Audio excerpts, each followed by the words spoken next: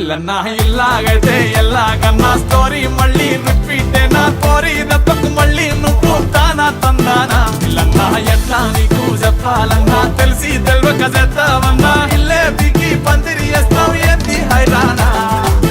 టికెట్టే కొనకుండా లాటరీ కొట్టిన సిన్నోడా సిట్టి నీది తిరుగుతుందేమో చూడర బుల్లోడా